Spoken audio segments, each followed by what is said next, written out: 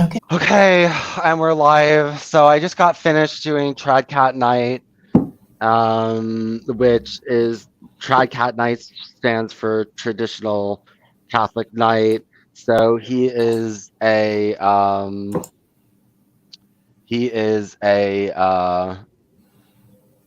Catholic who doesn't really follow the Pope. Um, and he doesn't follow the Pope, and he has whatever beliefs in messianic prophecies, and he believes the Jews are all behind the bad stuff. Sorry, who So are you I talking about? Trad Cat Knight, Eric Gajewski, Hmm. um, Eric Gajewski. So his website is tradcatnight.org. You can go visit him there. Now, I just got to find the link for us on so I can send it to Claire. Did you get your notification? Yes, I'm doing the usual thing. Okay, you're spreading it. Okay, good. Hmm. I'll spread it to. No, not so try cut night today.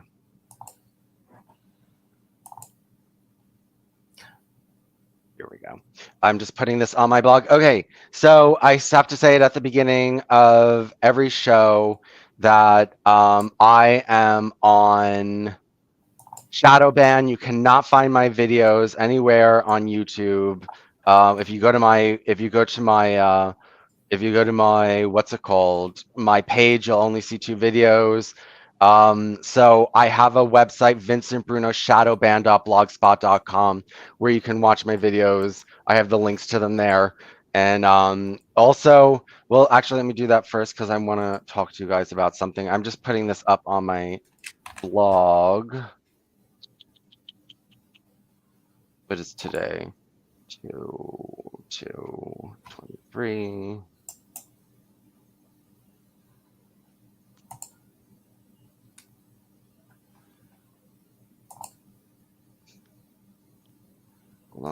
So, you don't remember Try Cat Night? Um, I'm not sure which one I mean, yes, it rings a bell. But I haven't checked in on his stuff for ages. Yeah. Or maybe I'm confusing him with another trad calf.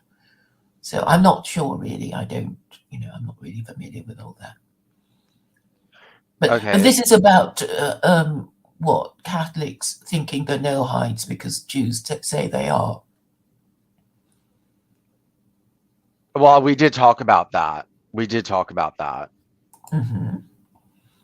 Um, okay, so another thing, okay, so I'd like to do this like almost like full time talk about the Noahide laws.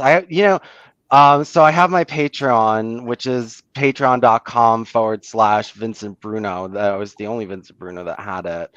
You can also find it if you go to that Vincent Bruno shadowban.blogspot.com. It's at the top of the page. I do have some supporters for my Stop Noahide Law blog. I'm going to put this up more. I do have some supporters for my work. I have to put it up on all of my blogs. Um, so that's that. And I don't know. I have to find a way. I guess I don't know to become famous Well, because I. branding and, maybe putting on a proper thumbnail because, what we have now is just blue and black. Did I fix that? Oh, I fixed my thumb. Oh yeah, our thumbnails are fixed. I fixed my thumbnail. Hmm. Yeah. Um. So yeah, we talked about a lot of different stuff on there, but what are we going to talk about now? I have to. I have to. Maybe we can go through the inverted pyramid thing because I think Stephen was a bit annoyed at me for stopping the video yesterday when we were talking because he hadn't gone into the explanation and he wanted to make that point. So I don't know if you managed to view his explanation. About the inverted pyramid of white people. Yeah, well, we went through. Oh, you mean the one you played on my channel, right? I didn't play it all the way through, and that's why Stephen was a bit annoyed with me that I didn't, play the whole thing through. But I thought the point was already made. But I don't know if you actually watched it, the whole No, thing what through. you can play it. How long is? Oh, it's an hour and 23 minutes though. Oh no, no, But no! It's more like 10 minutes. okay, go ahead. Okay, so I won't speed up the sound because I know that.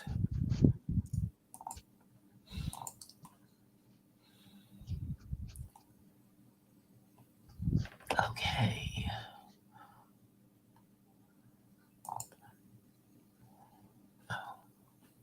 Sorry, click the wrong thing. Did you kind of watch it afterwards? After I mentioned it to you, or not really? No, I didn't really watch it, so just play it. Play it. Okay, okay.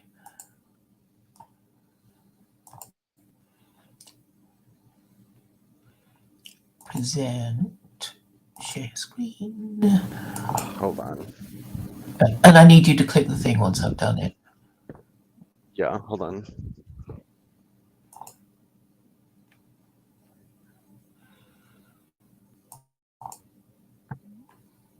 I don't see your share screen. Okay, wait, I haven't quite completed the maneuvers. Okay.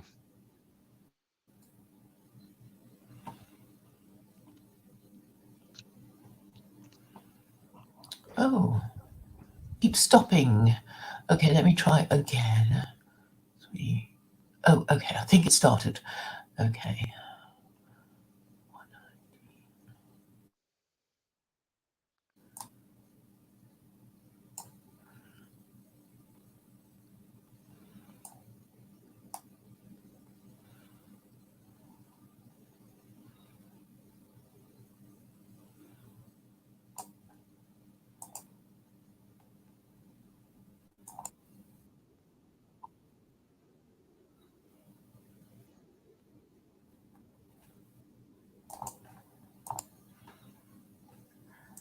Okay, you need to press the button. You need to click What? the thing to share screen. Yeah. Have you done that? Great. Okay, I can Yes. start playing it. Okay. But so this is what I was trying to explain without having it in front of me. I knew I'd seen it somewhere and I found it. So we can see here that the top two generations they're not having any more children.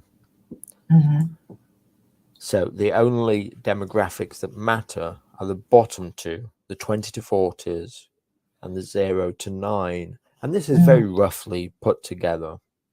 But and when we look at that bottom one, if that's the state of play today, whoever's put this graphic together has titled this how very inflammatory. I'll just give some disclaimers here. I'm not suggesting this is the case, okay? But whoever's created this has said how to destroy white people in only a generation. And there we have it. It started in 1974. I don't know if you've heard of Keith Joseph, but he was going on about this, way back in his Edgbaston speech in 1974. What did he say about it? He basically said in 1974 that our human stock is being destroyed. And he was talking about middle classes being okay. I found the article. So what did he say? Okay, this is what he said in 1974 in Birmingham. The balance of our population, our human stock, is threatened. A recent article in Poverty published by the Child Poverty Action Group showed that a high and rising proportion of children are being born to mothers least fitted to bring children into the world and bring them up. They are born to mothers who were first pregnant in adolescence in social classes 4 and 5. Many of these girls are unmarried, many are deserted or divorced or soon will be. Some are of low intelligence, most of low educational attainment.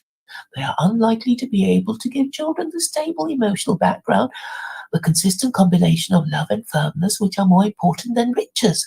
They are producing problem children, the future unmarried mothers, delinquents, denizens of our hostels, subnormal educational establishments, prisons, hostels for drifters. Yet these mothers, the under-20s in many cases, single parents of classes 4 and 5, are now producing a third of all births. A high proportion of these births are a tragedy for the mother, the child, and for us. Yet what shall we do? If we do nothing, the nation moves towards degeneration. However much resources we pour into preventative work and the overburdened educational system, it's all the more serious when we think of the loss of people with talent and initiative through emigration, as our semi-socialism deprives them of adequate opportunities, rewards and satisfactions. Yet proposals to extend birth control's facilities to these classes of people, particularly to the young unmarried girls, the potential young unmarried mothers, evokes entirely understandable moral opposition. Is it not condoning immorality? I suppose it is. But which is the lesser evil? Until we are able to remoralize whole groups and classes of people, undoing the harm done when already weak restraints on strong instincts are further weakened by permissiveness in television, in films, and on bookstores. That's the end of the quote. I'll put it in the chat in case anybody wants to read it. But yeah, that was 1974, 45 years ago.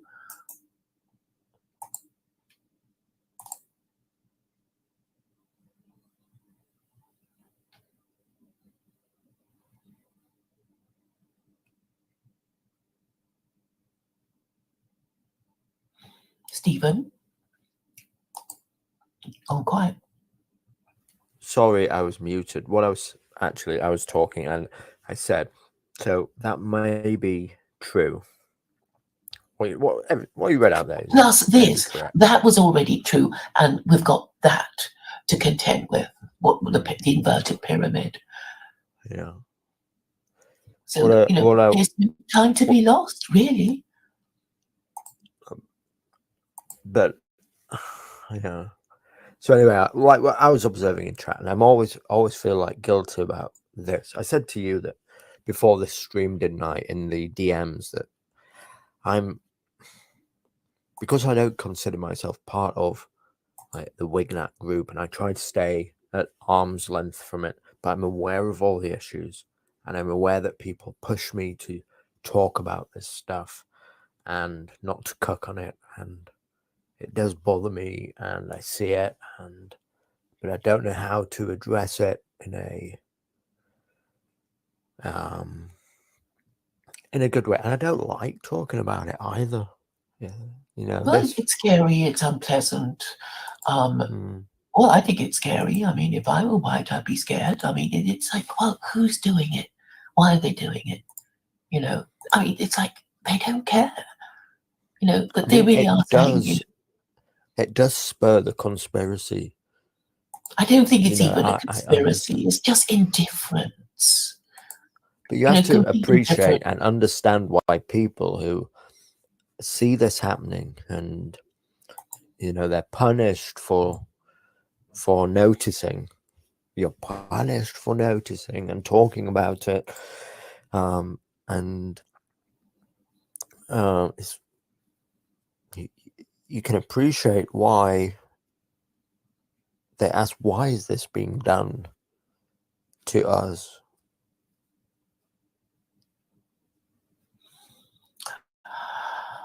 The historic reasons, right? The historic reasons. And it's like, well, the religion isn't something you have as a kind of, ornament. It's supposed to be doing something.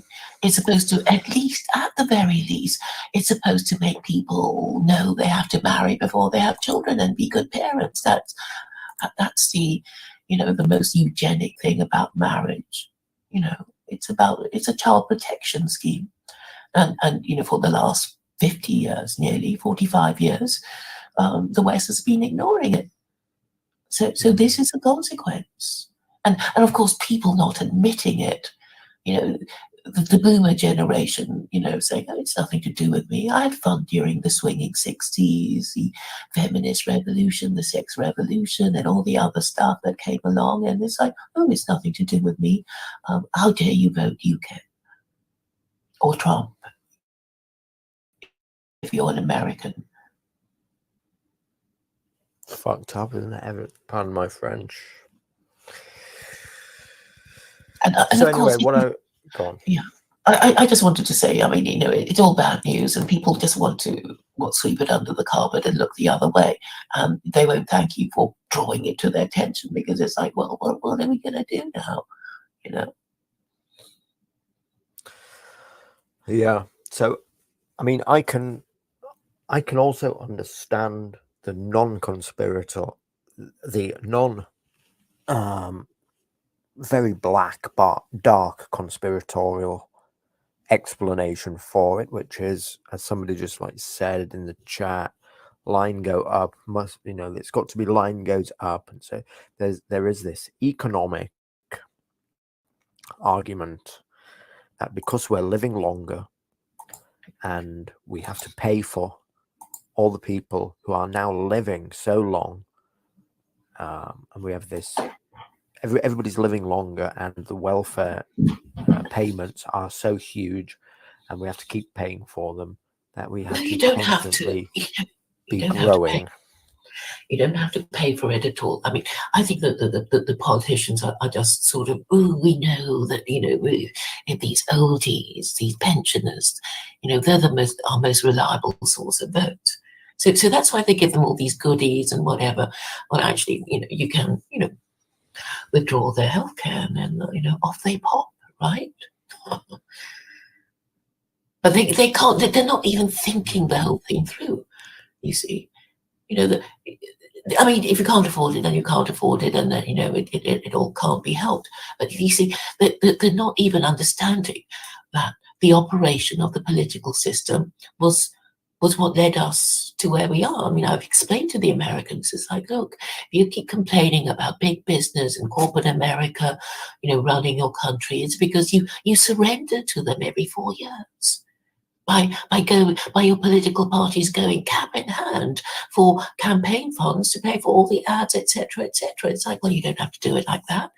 But even talking to Carol, she doesn't want to give that up. She hates my one-party state idea.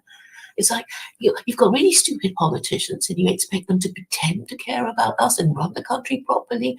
No, pretend that they care what we think. These people, when it comes to voting, they are saying, so what's in it for me then, for me to vote for you? They're looking for a bribe. Why is your country being run on, this system of bribing people with their own money and not telling them what they need to know because you're too scared to offend them when they should stop whatever they're doing right now?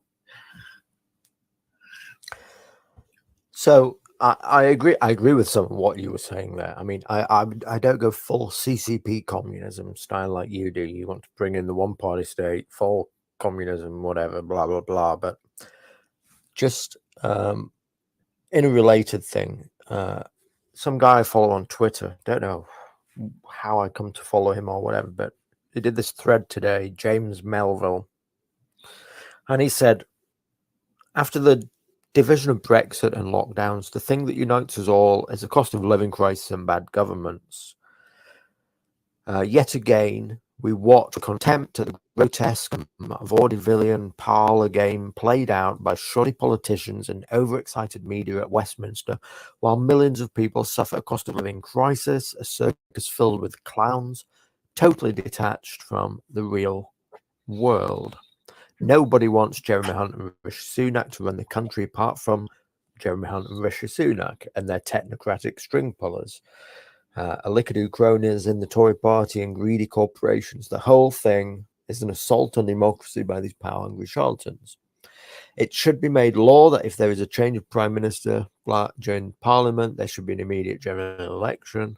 Second jobs for MPs and corporate lobbyists should be banned. They report to us. Trying to convince a friend or neighbor about the perils of the World Economic Forum or the social credit systems isn't going to fly, even though it's happening.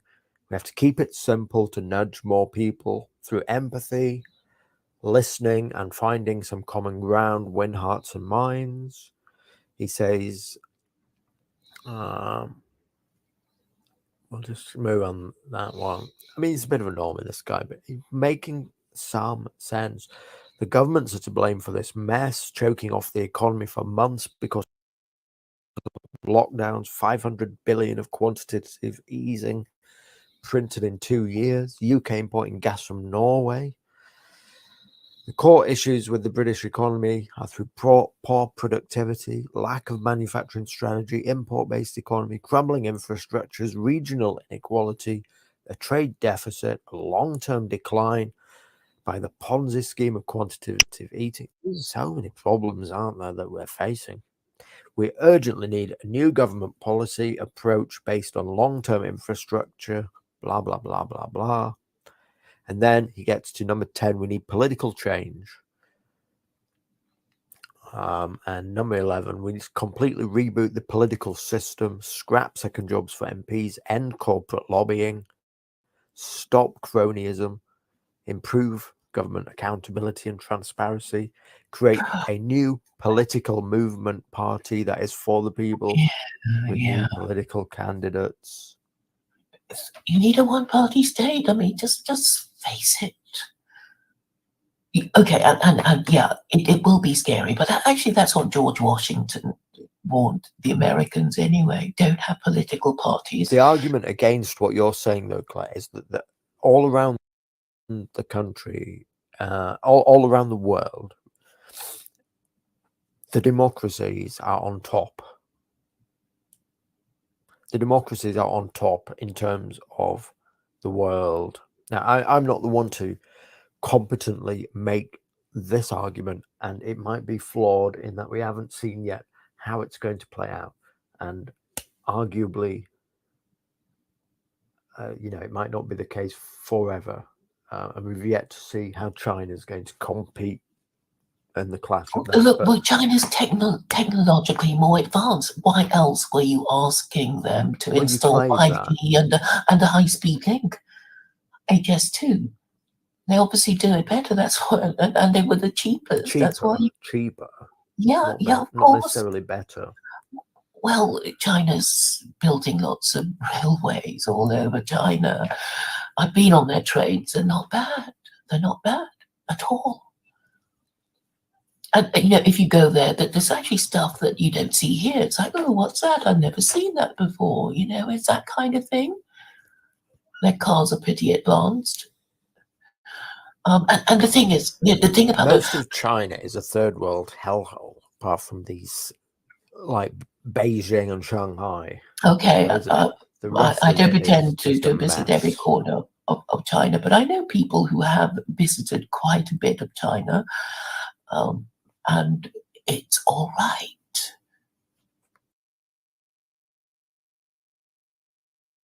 And Vincent, maybe I should actually go back to something where Stephen actually explained the thing. Shall I do that? Because I think we've gone past it. Yes. Okay, so I think it's 114. Hopefully that's okay.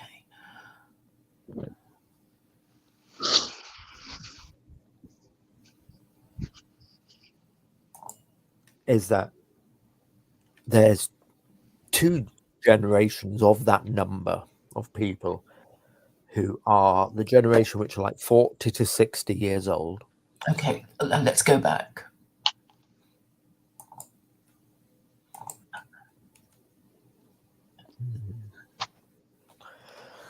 Yeah, so on this idea, I've got to be careful how I address this topic, but so like in the UK, we're told today, whatever the census is, I'm still not looked.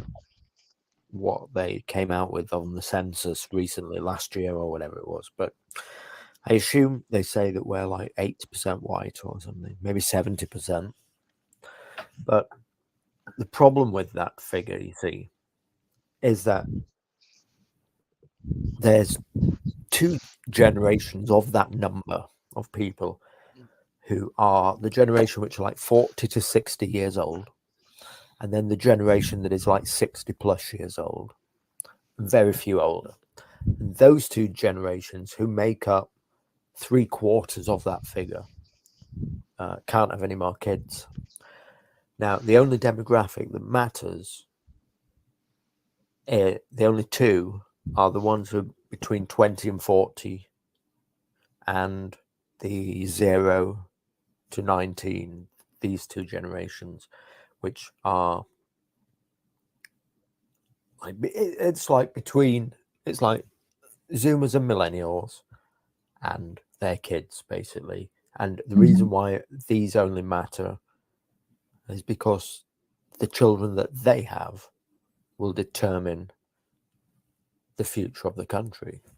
And you can see it how when they say that this country is, don't worry, they'll say it's 70% white or whatever. But when you look at it, the age range of 0 to 19 years old, that generation, is something like 60% non-white. And so you can see, as Richard Spencer says, it's baked into the cake. And it's only a matter of time. Because the majority of the country, who are 60 years old and between 40 and 60 years old, and who are not going to have any children, that's the majority of 70% white. Once they've died off, we're left with, and again, I'm attempting to step around this carefully. Polygamy would increase your numbers. But you're not up to it. Claire, all the solutions are in that book that you regard with such hostility. The Quran. Thank you for reading chapter 2. Yeah, but yes, the thing is that's it. That's how you could quickly replenish your figures.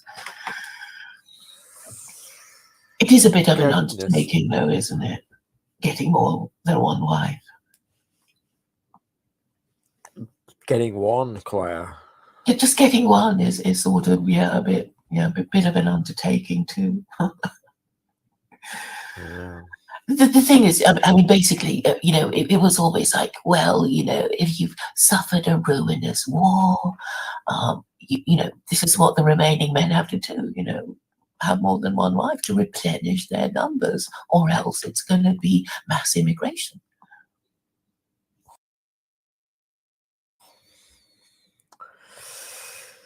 So that I don't think that will be of any comfort to our viewers. Don't you want all those wives? I don't think we have any solutions here, but I attempted to lay out the problem.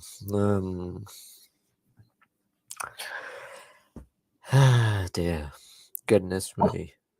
But you see, the thing about this whole, theocracy idea is that actually it's sort of obvious now, isn't it? You didn't do all those things that you could have done, and now you realize you can't, but anyway, the solution is sort of obvious. If you didn't do it before, it's not too late to do it now, and that kind of thing.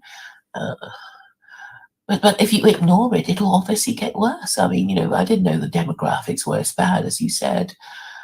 But and the thing is, because most people are indoctrinated into thinking we don't have to marry before we have sex, means that that they're even less likely to marry, and they will think like Banksy, Because that is the consequence of promiscuity on men. They think, oh, there's always plenty more fish in the sea, and they never settle. And so, even though they have good genes, good job, and whatever, they don't, they don't end up having offspring. And of course, all these women who go to university, the clever ones, they get jobs, but they don't get husbands or children. And that is why I think that explains the ever lowering IQ. They don't become part of the breeding stock. Yeah. So here's the image that I was looking at.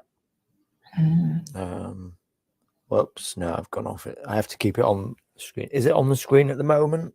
It seems to be baked. Oh, yeah, it's back again, yeah.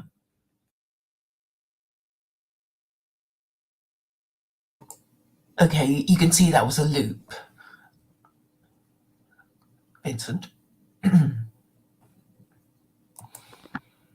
Oh, you're done? You're done? Yeah, but so basically I kind of played the bit when he showed the diagram first, and then I went back to what we were talking about before he played. He showed the diagram, so you've got the complete, lesson Okay. on it. Okay, good.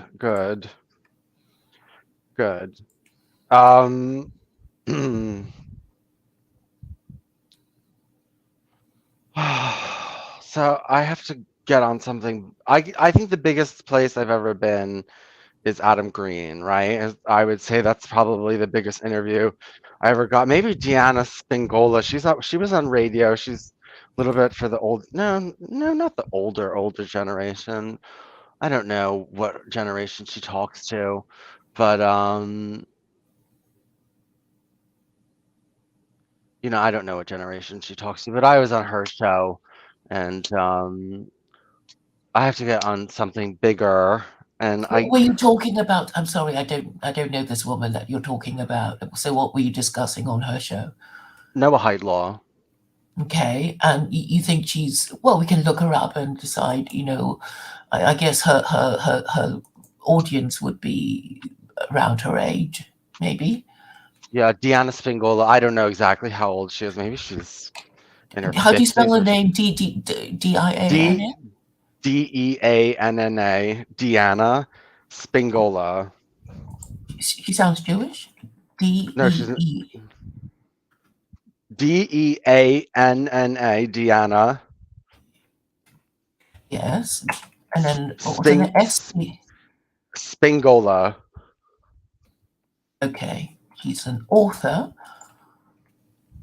She's very anti-Jewish. Yeah. And what and you were discussing the Noahide laws, and what did you say about them? She's 79.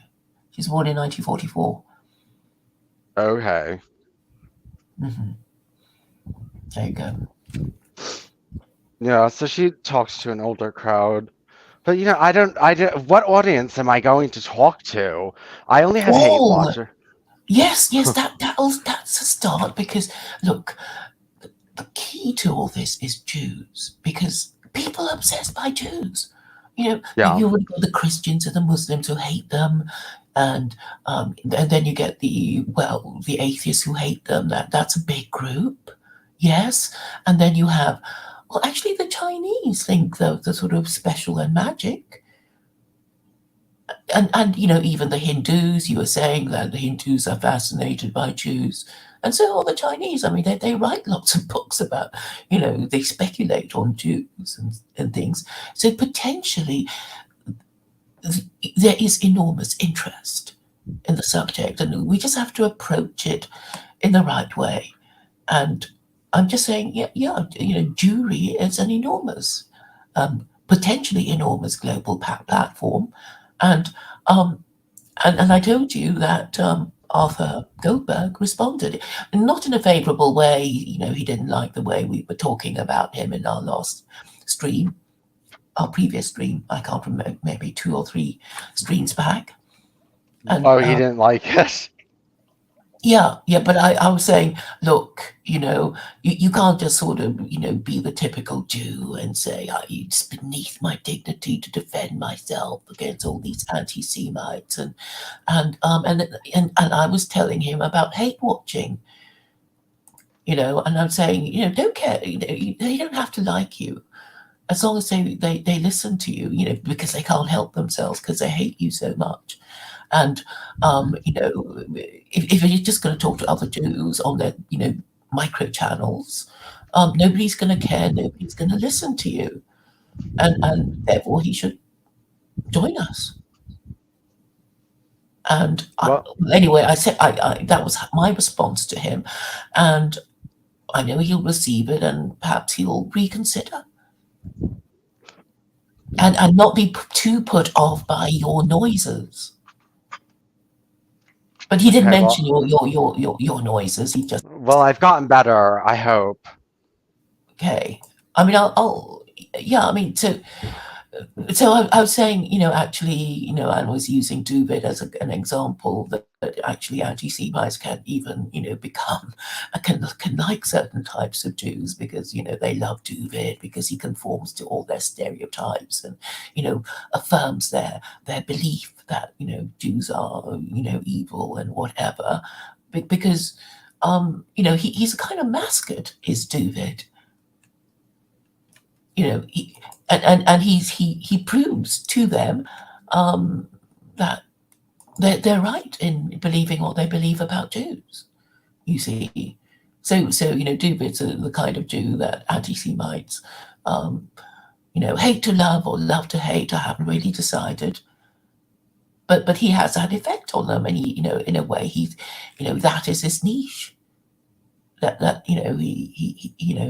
he laughs as a Jew and tells the Gentiles what Jews are like, and it drives the other Jews crazy because they sort of know that he's inciting anti-Semitism by confirming all these anti-Semitic stereotypes. He's been in trouble over that. Well, a lot of Jews. Okay, Jews are accelerationists too. A lot of Jews, like Sam Samuels, is how he says he supports Nazis because it'll scare all the Jews and they'll throw them all out into Israel. Yeah. So maybe Duvid is an accelerationist. He just wants anti-Semitism to grow because he has some kind of agenda. Some thinks it's going to help him win.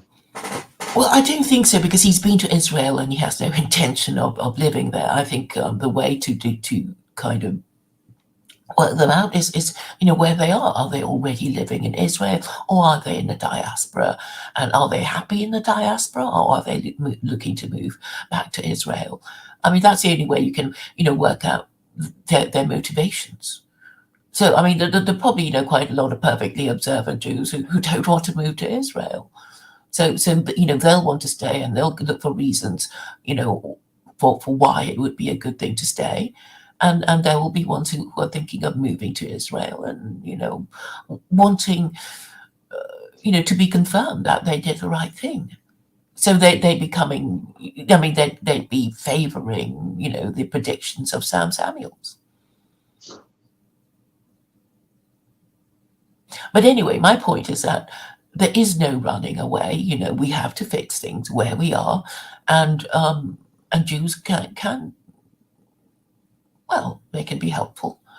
If they're minded to do what their religious principles say they must do, instead of pretending that they don't have to listen to me because I'm not even Jewish, and they're not going to be told by me what to do. And I'm saying, why did God choose you if He exists? I think He chose Jews to be made an example of. Like, yes, I'll give you status, but I'll punish you in a spectacular way if you don't follow my orders, my commands. And this is basically what He's been doing. And the discussion we had yesterday about their when they were exiled. So the first time it was for idolatry, where when they were all taken to Babylon, right? And the second time was for evil speech, when they were fighting with each other so much that they virtually surrendered themselves to the Romans, and the Babylonian exile was what, I think 84 years or something like that. So Something like that. yeah. So as far as God is concerned, he didn't think it was that bad. But the lashon hara, the terrible things that they said about each other, their infighting, that was, I mean, it suggests that he's more angry. He's angrier with them over that than their idolatry. And then there may be, another reason behind, sending them to all corners of the world. I mean, probably to annoy Gentiles and make Gentiles obsessed with Jews. And then finally giving a solution. It's like, well, if Christians can't protect themselves against Jews, and neither can liberalism, well, the next thing must be Islam, right? And as to the question of, why did God allow 3 global Christian empires to rise? It could be that, he's, he allows these empires to be created because one of the advantages of empire is that you have very good communications throughout the empire. I mean, the Romans are famous for their roads. But once one ideology dies, then it becomes quite easy to replace it with another ideology, which happened to the Romans when Constantine the Great decided to change the Roman religion from the old imperial cult to Christianity. Not to change the subject, but I keep getting my websites taken down, and twice this has happened now, and I'm very grateful for it. But I had a blog up about Seventh-day Adventist and anti-Freemasonry and Nazism, making the church look not that great with the Nazi angle. But it got taken down, and then they're like, if you think this was taken down in error, report it. So I reported it, and it's back up. Right. So you're using Blogspot, aren't you? Yeah. Are you using? Well, maybe, if you're worried about that, you can use something else, Substack or WordPress or something else. WordPress is not. WordPress took down my Noahide Gate website, my political cartoon website. Noahide Gate took it down. Oh. Well, I think you're just safer with secular Quranism, I know you want your little thing about, promoting incest, but it's not necessary. It's Well, I was thinking. Well, I told you part of this is also about my personal entertainment, in that, yeah, Islam is not as fun to go after. It's just not as, Well, okay. I don't mind. It's all fun to, point out to all these different groups what they've done wrong. I don't know if you heard Mujahid saying, well, Muslims are being punished. Did you hear him say that? Did I mention that to you? Yes. So, that's a very important, significant admission. And it's actually very easy to put that in people's minds, even though they deny your God and whatever. It's like, oh, I'm suffering. Maybe their God, does look after them, and maybe I'm being put under a curse, or, Mujahid was basically saying, Muslims were kind of, in charge for centuries, and until something bad happened, and now the victims of Western imperialism, when they themselves used to be the imperialists, the successful imperialists. So, I mean, the cause for me seems obvious. They stopped following their own rules. They thought they were, so invincible that they thought they could get away with a little bit of sexual immorality, and then it was more and more and more and more until, the majority of these people were immoral and hooked on the idea that it was their right to, ignore the rules of, marriage and good parenting. But because of what Stephen was so patiently explaining, when you realise what has just happened, it's kind of, oh my God, how do we begin to sort this mess out? And if it can be sorted out, obviously you have to say, hey, stop doing that, and then we can think of another way. But if people are just going to ignore the problem, or people who point out the problem are just going to be punished, then I guess it's just going to get worse. And I don't know if you... Okay, I think it's entertaining enough. I am entertained enough doing what I'm doing without, saying things I don't really mean. And actually, using the Quran has helped me, with lots of arguments. Because, when you yourself run out of arguments, you can say, well, the Quran says this. And God must know better than all of us, if he exists.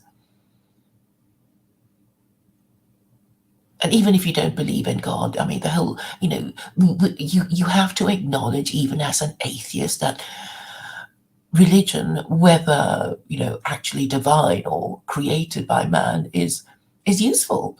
I mean, I was explaining to you yesterday that the whole concept of Chinese ancestor worship, and even if the whole thing is just fantasy and made to frighten Chinese couples into having lots of male offspring, it worked. And even when these Chinese people didn't really believe in it, it still worked, because they didn't want to be shamed by other Chinese people. You see, I mean, that is a power of an idea, even as people, don't quite believe in it. But I mean, Christianity is just, two-way out. But Claire, the other, like, okay, Islam is like the peasants, and the Jews are the intellectuals or the aristocracy, and like, I'd rather kind of go against the aristocracy than the peasants. You can do both. I mean, this is what I'm doing. Both. Oh, what? No. And the other thing, I want revenge. This is a way for me to get revenge on everyone. I want everyone else's prophecies to be wrong. I want everyone to see that. I want everyone to see that they're wrong, and I want to crush their spirit. I want to eliminate their religion, and I want the last religion I go against to be the Noahide laws. It's not even a religion. I want the last system to be the Noahide laws. So I do want revenge. Part of this is revenge too. I want revenge on Islam. Well, the revenge, I think, for you would be, I'm the homosexual who first becomes a secular Quranist, knowing that it will protect me, and I'm the one who will give my real name, whose face I'm not afraid of showing to other people, and you will be the first one. I know Carol is also an American, but she's anonymous. So if you decide to go for it, you will be the first American secular Quranist. And the fact that you are gay, and the fact that you understand theology, and you thought these things through, would give you enormous credit. And it will be on record that you're America's first good homosexual who could see the point of secular Quranism, and not feel threatened about it. And you would get enormous publicity, because Carol is anonymous. She is still anonymous. The point of secular Quranism is to be a gateway to Islam. If I want revenge on Islam, why would I do that? Your revenge would be to say white people can interpret Quranic principles better than brown people. No, this isn't racial. I don't have a racial, problem with them. It's not that. It's their ideology and just how they behave. I have personal reasons to be against them because I had personal and negative interactions with them. And so has Carol. So has Carol. And that would be one of the reasons to say, well, we don't like you because you're A, B, and C. And you would be in a position to say these things and and use a Quran as protection, saying, I support it. I support it, Quranic principles of governance for the American Republic, which is actually founded on Quranic principles. If I So if I want Noahidism, I don't see why I would do this. If I want Noahidism, this makes no sense, Claire. okay, why would you want Noahidism? It's because of your I don't know, quirky reasons of preferring to talk to rabbis. But do rabbis talk to you? No, but I'd rather fight them, and I want revenge, and I also want entertainment. So I have three reasons. You're not entertained enough with me. I know I'm not. I don't know. Secular Quranism is the idolatry is fine, blasphemy is fine. You can everyone you can have civil partnerships between homosexuals and kind of like everyone knows what they're doing and these different kinds of things. It's not that there would be less to fight against. Well, actually, the civil It wouldn't partnership make would go. the Civil part. acceleration accelerates both sides. It's supposed to accelerate both sides. It's supposed to make the one side accelerate and then those who oppose it accelerate. So, secular Quranism is not good for accelerationism. I just don't see why not. I mean, the fact that you you can be seen, you have a name, you are identifiable, you are known for your other political activism, you are not some anonymous person, and if you do decide to come over, you would attract a lot of interest. Let's face it. People aren't just going to go, oh yeah, it's just Vincent doing his thing, and they'll be curious at least, even if they think you're not being sincere. I mean, a lot of people do know you on both sides of the Atlantic. But I'm already the biggest fish in my pond.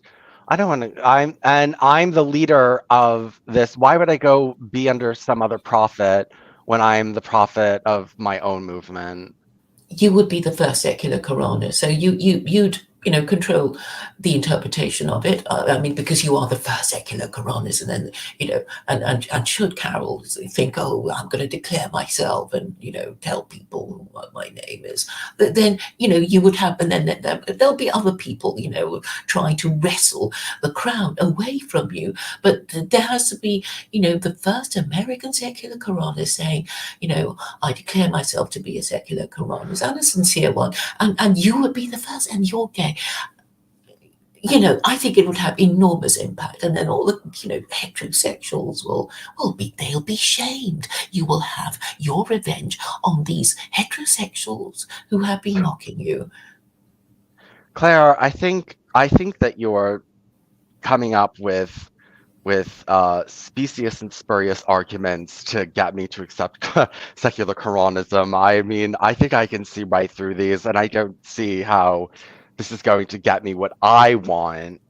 I don't see how. I've already given you a very good reason. You want revenge on these heterosexuals who have mocked you all your life, don't you? And Yes. you would be the first Americans. But there will be people, I'm going to warn you, that there will be people who want to take your crown away from you. But that's okay for me. Obviously I want people to, Americans in particular, to be interested in the idea. But you will certainly be on record as the first American secular Qur'anist, and you would be king of that particular kingdom. Well, you know what? I have to go through William Brianis's paper and see what he says about secular Quranism. And, like I told you, I don't mind, I'll talk about it and I'll write about it and I'll, do that kind of stuff. But I'm not becoming a secular Quranist because I just, and even just, I told you, even just for my own entertainment. I think it'll be entertaining enough because you'll be saying, I'm the first American secular Quranist. What about these sort of principles? Heterosexuals too afraid. It's you. And even if somebody says, "Oh, my interpretation is better than Vincent's," blah blah, it's like you'll still be the first one, and you will carry that crown forever. And obviously, my hope is that a lot of people will fight to have their interpretation, and then of course they can't agree, and then there will be some procedure to make to get their interpretation actually applied. And obviously it won't happen until America does adopt it formally, officially, because that's the only way to see whose interpretation is adopted. But I think that would be sufficient. Well, they're not going to take my interpretation. They're not going to take my interpretation simply because I'm a homosexual. Like most people are like, I think most of the people who would be adopting, I don't think liberal people are going to adopt secular Quranism. I just think that just the idea of, and I mean, women aren't going to the beat her verse and, let her stay in her house forever. And you know what I mean? All this I've garbage. got my particular interpretation of what should happen, and all a woman is going to get is literally a slap on the wrist. But she will be publicly humiliated, if the husband goes through that process. So, and of course, it doesn't have to mean death. The house arrest thing for under Chapter 4, verse 15. It's like, yeah, there could be people, patrolling outside your house to see that you don't come out, and but if you wait a bit and have your groceries delivered, or slip out the back door, you're not going to starve to death in your own home, and eventually these people will get tired, and there's not going to be any sort of state support. Agents, policing the outside of your home. Because the idea is that once you're convicted of committing a lewd act with another woman in public, the humiliation should be enough. And if people are really angry with you, well, they can patrol your outside your home to see that you don't come out. But eventually they'll get tired and go away. So it's not going to be it's not going to be a life-threatening situation. I know, but somebody else could just get control of secular Quranism and say, yes, that is the way it's interpreted. And, So Americans okay, but wait, listen. The type of people who will be adopting secular Quranism are not the type of people who will listen to me. So I will lose control of the interpretation. I think people are going to be reasonable about it. Currently, I guess heterosexuals feel that homosexuals are just imposing their preferences on them, in the same way that you feel transgender people are imposing their preferences on you. They talk about a gay mafia, and all these issues have to be dealt with. And the only reason why they're being hostile towards gay people is because they feel they have too much power. In the same way that a lot of Gentiles feel hostile towards Jews, is because they feel that Jews have too much power. But do they really? It's all a matter of perception at the end of the day. I'm sure there are lots of Jews who feel victimized and scared, and the victim of anti-Semitism. It's all perception. But what we want is changing the law so that enough people, the majority of people, think it's fair enough. But what we have now is, a lot of people thinking our ruling classes have gone mad. And, if you show yourself to be the first American, or just any American, to sort of see, yes, I can see why people are getting a bit, scared about intersectionality and Black Lives Matter, and, it doesn't even make sense. People will. Well, I'm also your contribution. I believe the other thing is that I believe everything on both sides is about to become more radical, and people are going to start acting and thinking more radical. And so I'm thinking they will be more likely to adopt the Noahide laws because they're more radical than, secular Quranism. So if I take secular Quranism, I'm missing the wave. You can always change over, right? No, well, I don't want to. I don't want to change over when I haven't put in all the groundwork and I don't have my military ready, and I'm not doing that. I'm not setting up my pieces, so I can Or take care of secular military. Quranism.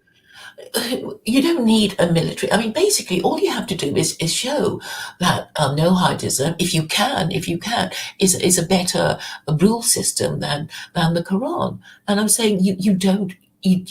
Okay, the Talmud is lower in status than the Quran. According to you, Well, even the Jews would have to say that the no. Talmud was written by rabbis, and well, Muslims believe the Quran to come from So who God. cares what Muslim believes? Nobody cares what Muslims believe.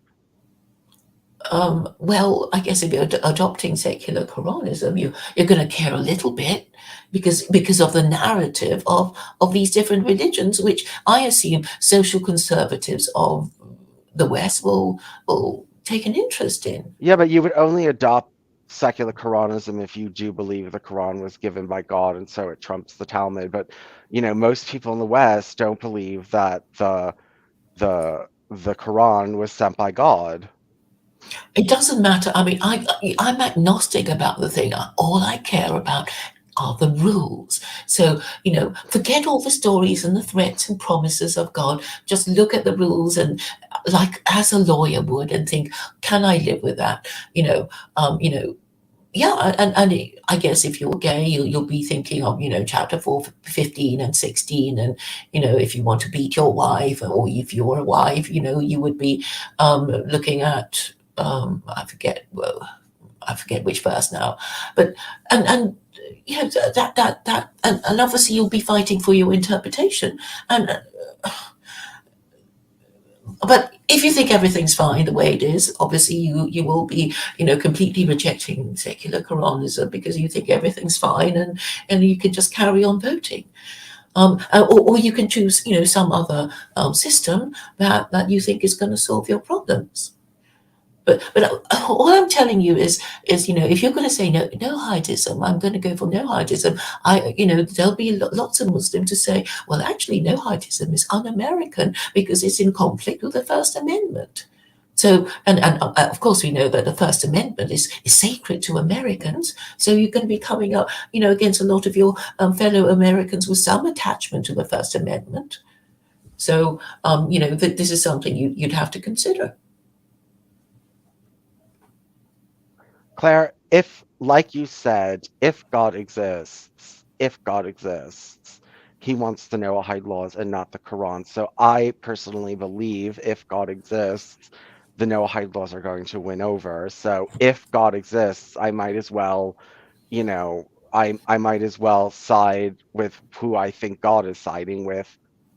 Yes, and I take the opposite view. I'm saying, obviously the whole Judaism thing, it was a trick being played on Jews, to um, get them for wanting the status of being God's chosen people, but wanting none of the responsibilities. They just want Jewish privilege, but they don't even want to, be observant Jews. And actually, the Torah says that Jews who break the Sabbath should be taken out of the city gates and stoned to death. So, and they just forgot about that and said, oh, yes, we can be Jewish and secular, because nobody's going to, take us outside any city gate and stone us to death. And it's like, yes, okay.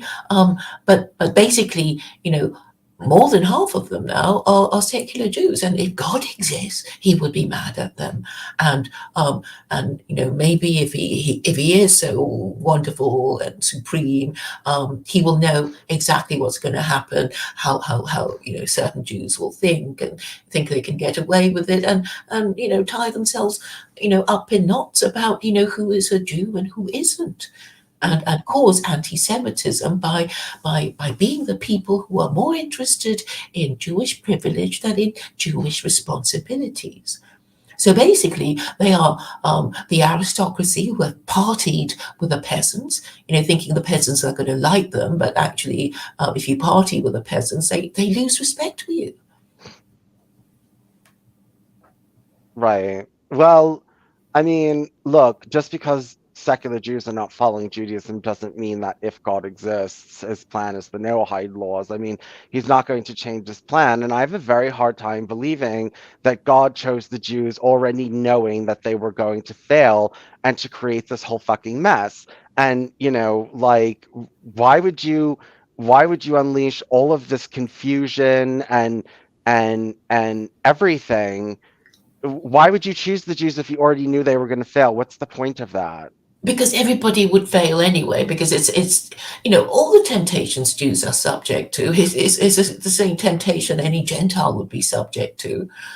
If you're cleverer than other people, you might want to cheat them and mock them and laugh at them and whatever, and feel superior to them, and so.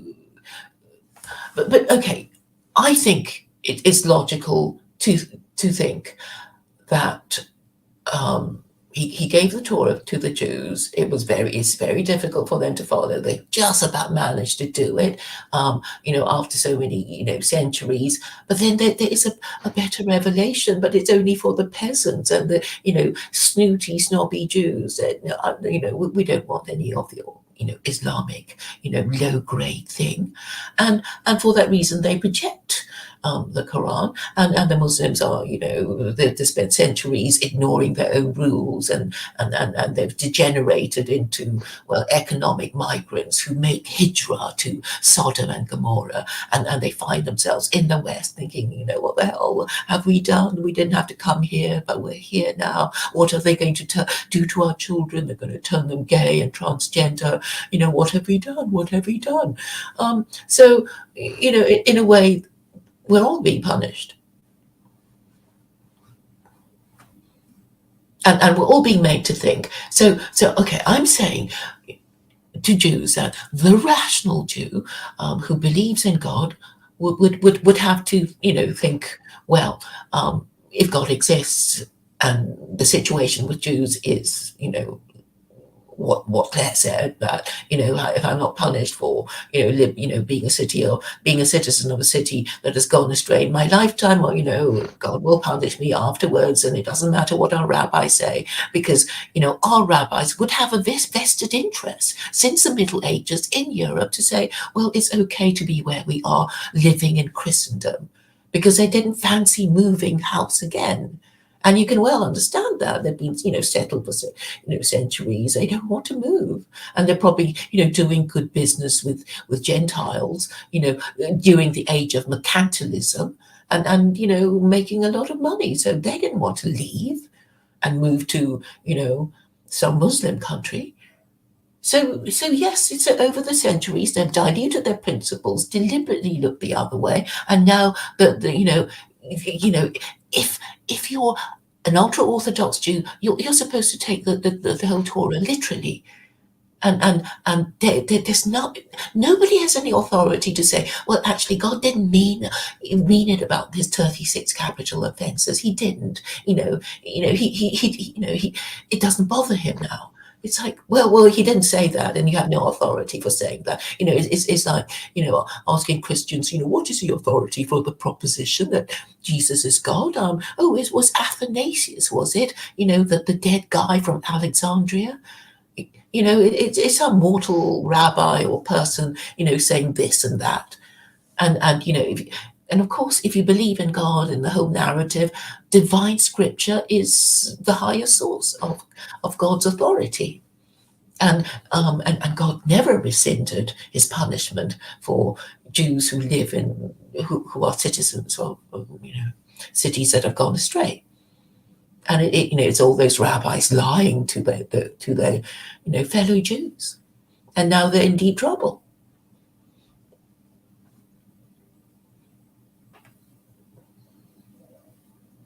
Well, maybe if I was an Abrahamic, I would buy your story, but I'm not an Abrahamic, and I just can't bear the thought of Islam taking over the world. I can't bear the thought. So I'm not doing it. Even if it's just irrational, maybe I just hate, maybe I'm just Islamophobic or whatever, but I don't, well, I'm Islamophobic and I'm Noahide phobic, but I'd rather see the earth take over by Noahidism than Islam. Islam is, I don't want to deal with fucking Islam. Well, okay, what I like about the Quran is that it's this document, this contract between God and man, and it's written in those terms. And I think if you stay within the rules, you can bend them quite a lot, and live your gay life, as long as you don't um, well, don't claim to be superior or even equal to, married heterosexuals who have to, have children and bring them up, which is a much greater responsibility than, to be in a long-term relationship with a same-sex partner. Obviously, it's a greater responsibility, requiring a greater commitment and energy and resources and living with children and stuff, and having to be troubled by them. So I think it's fair enough that married parents, are privileged over non-parents and sex offenders.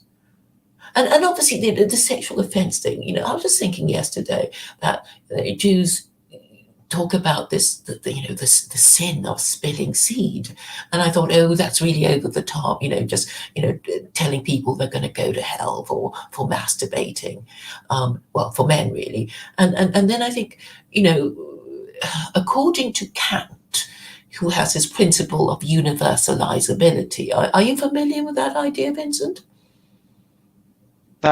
No, I'm not familiar. So basically, Kant was this moral philosopher who was saying, how do you work out if something's moral or immoral? And he said that if you can think of an act that if everybody did, okay, you imagine. Okay, so if you don't know whether stealing is moral or immoral, you just imagine a world in which everybody stole or told lies or committed murder and that sort of thing, and then you'll have a pretty clear idea of whether this proposed act is moral or immoral, and then maybe he was kind of saying, well, if everybody were gay, the humanity would die out, and therefore it would be a bad thing. And I guess if he's saying if all men did was masturbate and they didn't have sex with women, then you might as well, you won't be around for much longer. So I guess it could be argued that Judaism thought of the idea of Kant's principle of universalizability before Kant was even born. It could be argued. So I'm basically saying, there is a lot of wisdom in these religions, but people don't quite see it that way. But of course, obviously not everybody's just going to masturbate and not have sex with members of the opposite sex or marry them or be parents. I mean, obviously some people will never marry, but if you privilege married parents, there'll be enough of them, doing their stuff to keep the humanity going. But if you say, oh, it's okay to be gay, it's okay to, just be an incel or whatever, then you will have problems, as that, Stephen's explanation has shown. And we've already explained that, we've discussed how animals, they have rules too about which animal they have sex with which animal. If gays get it together, then your whole thing about, reproduction not going on will become a thing of the past. If gays get it together and they say, look, if we want to take control of the earth, then we need to be behind the reproduction, not the heterosexuals, then, your whole argument falls down the toilet.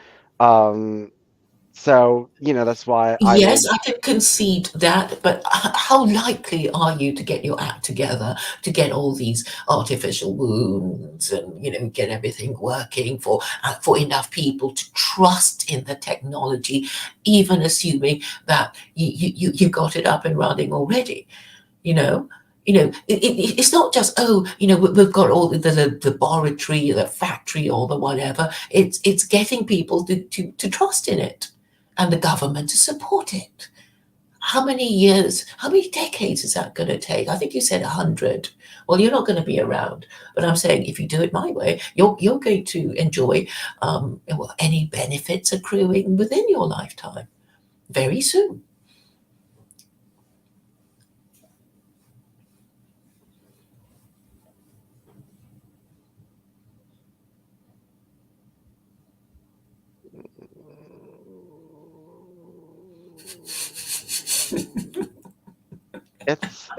It's just not the future. You don't It's want it not. to be the future. I know you hate for me to be right. Join the mob.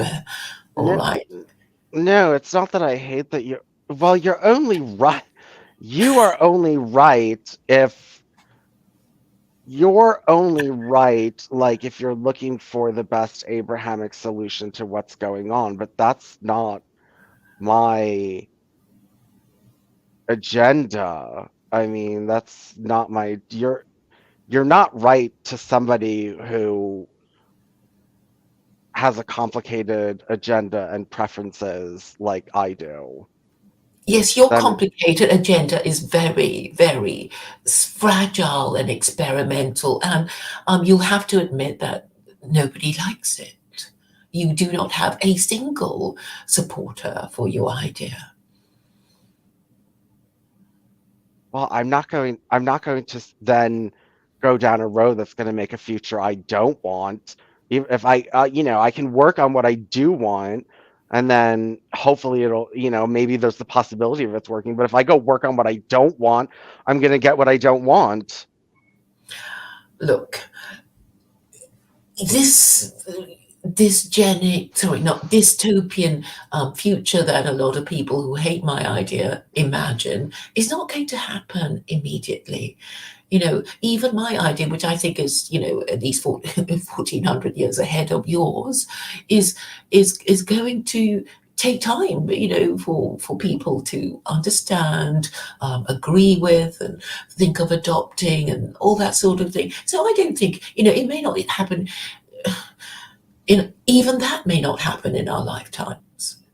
But why not? If you're an atheist, if you don't think there's an afterlife, why not do this compromise thing that you will be able to quickly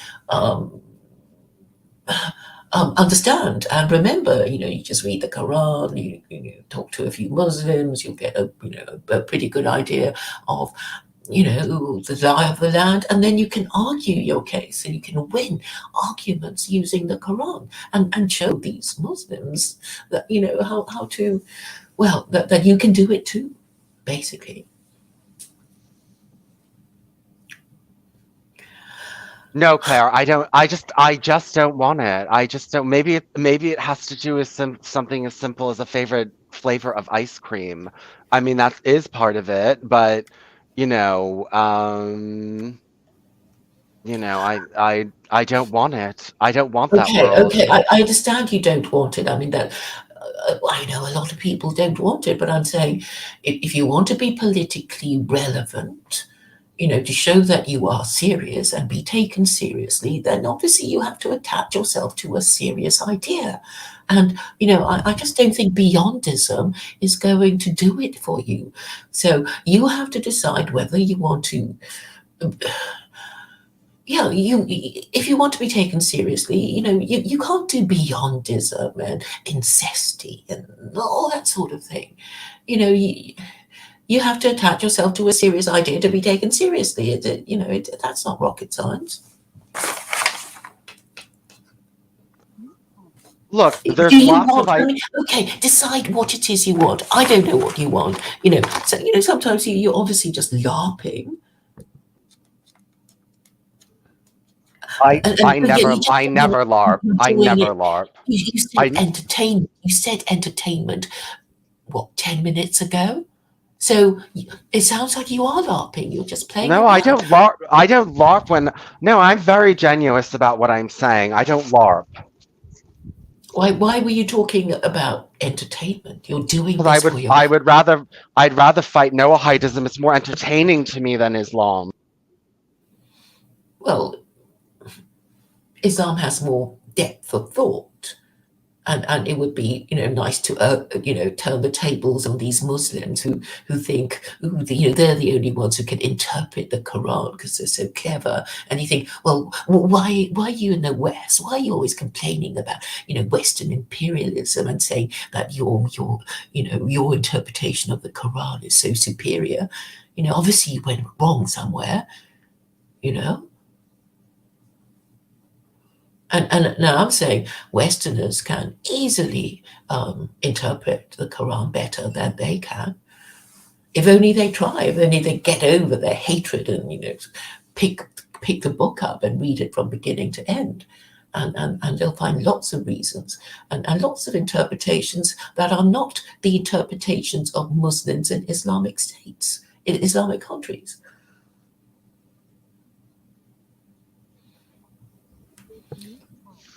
I'd be interested in what you and William come up with. I mean, I know he's very anti-secular Quranism. Have you planned to speak to him anytime soon? I have to read his PDF. Oh, yes. It's only 7 pages. Yeah, it's only 7 pages. I mean, I quickly skimmed through it, and basically, how I would do it would be to get the Supreme Court judges to read it and agree on which are the commandments of Allah, and list and number all these commandments, and then have a list of U.S. legislation that goes against the principles of these commandments that have been listed and numbered by, the Supreme Court, and then repeal all of them. But it's not going to happen I don't know, it'll probably take 5 years or something. If it were begun today, probably, or maybe a little less. I don't know. But that's the idea, really. The whole idea of Quranic principles of governance is to include what is in your culture and your laws that is in harmony with Quranic principles, and cut out the ones that aren't. Look, Claire, I would choose secular Quranism if I were looking for a practical way to bring back social conservatism, but make it a little more lasting, whereas that's not going to make homosexuals radical. It's not. It's just not going to. Look, but gay people are not known for their political activism, are they? Yes, they might support, what, Stonewall or what, and even then, not all of them are that interested. There are individual homosexuals in every walk of life, extreme political activism and this and that. We're in all the same things that everyone else is. I don't think, but it's just to get the community more militant and extreme and into that rather than, clubs and parades. Well, homosexuals are a minority, and, I guess they wouldn't be, that much. Okay, maybe, a lot of homosexuals are Islamophobes because they probably, feel threatened about Islam because they know Islam disapproves of them. It's that kind of idea, I suppose, like Douglas Murray, But okay, what I'm trying to say, and what Mujahid was trying to say to you, is that you will have rights. It's not impossible to do what you do in private and not be convicted of any public decency offences. And so the only thing that you would be that you won't be the equal marriage idea will be repealed. But then there will be a substitute to protect your legal rights. And the idea is to say, okay, there'll probably be a lot of people who are not going to be married parents, and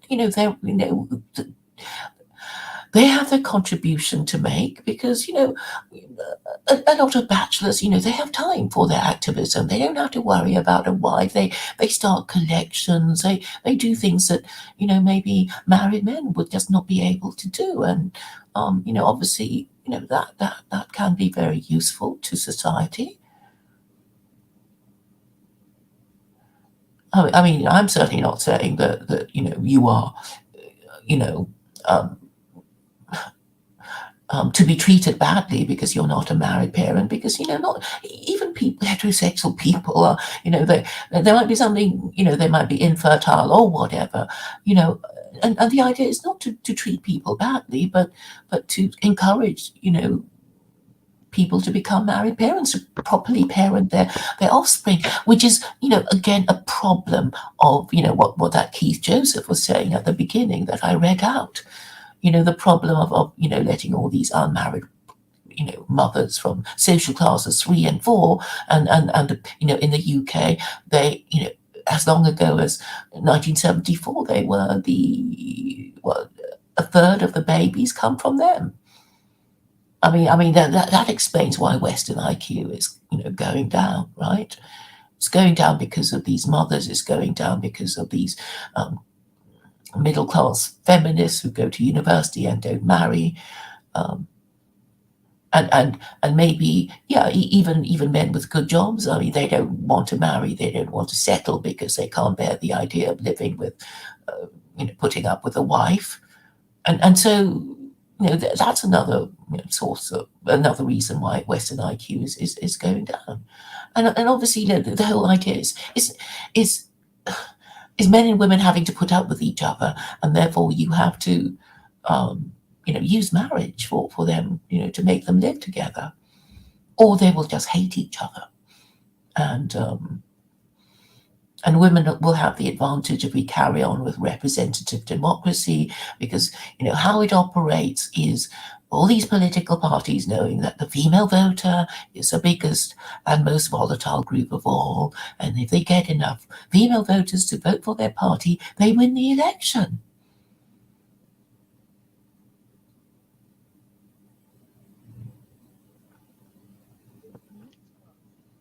Your plan is just too sensible, Claire.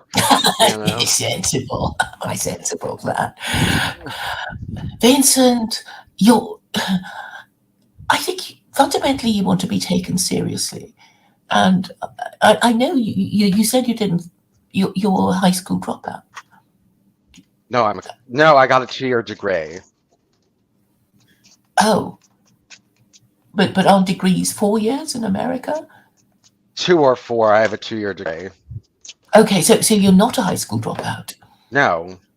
Okay, okay, good. Right. Okay, and well, you're the most constructive and intelligent, person I've spoken to in these circles. So,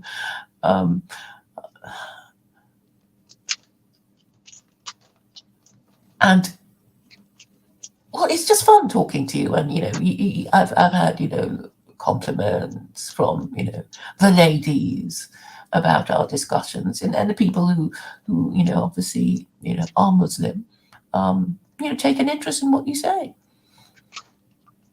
Really? And yes, I Muslims take an interest. Yes, of course they do. But I met Mujahid through you. Yes, Mujahid takes an interest. Yes. Yeah, he's Mujahid is uh, illogical though, because on one hand he says the Noahide laws are like, you know, the end time prophecy bad stuff that's going to happen, and then on the other hand he wants to say that Noahidism isn't going to win and Islam's going to take over. Well, which is it? I mean, you know, is Noahidism the end time religion, or is Islam going to take over the earth? I think the latter, simply because I don't think the Messiah is coming. The Messiah can be the Jews themselves. It doesn't need to be a person. I just don't think. Okay, who said that, and what is the reasoning and everything? Maybe you can explain that. Well, I have article up on the thing. It's in the Talmud. It can be suggested from the Talmud. And then there was a rabbi who wrote a whole article that, you know, there's no need for divine intervention for the Messiah to come, and that, you know, there's just no need for miracles and things like that. But yes, the Jewish people themselves can be the Messiah according to certain interpretations collectively.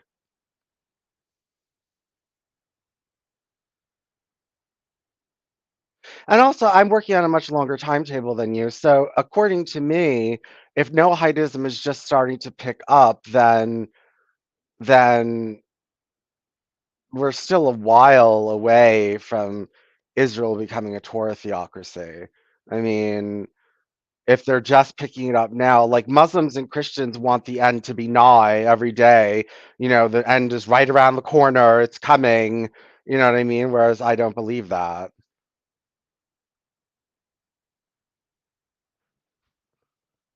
Oh, she dropped out.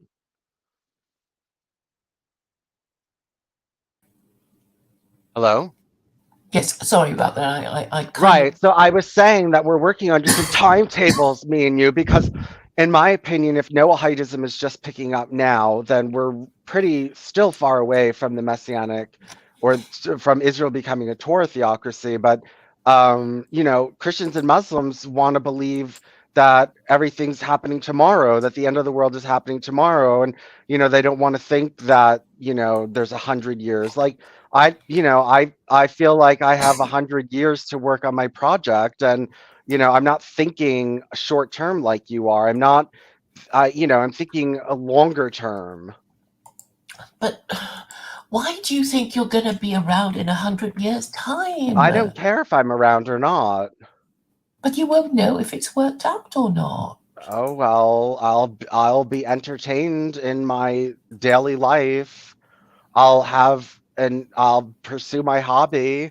You know what I mean? And I'll watch it grow under my, you know, under my influence, and you know, which I've been, and you know, and having something unique that's my own. In and I'll you know, I've had a big impact on the counter Noahide movement, so you know, I basically opened that, and now I can have lots of influence in the Noahide movement if I spread really radical ideas.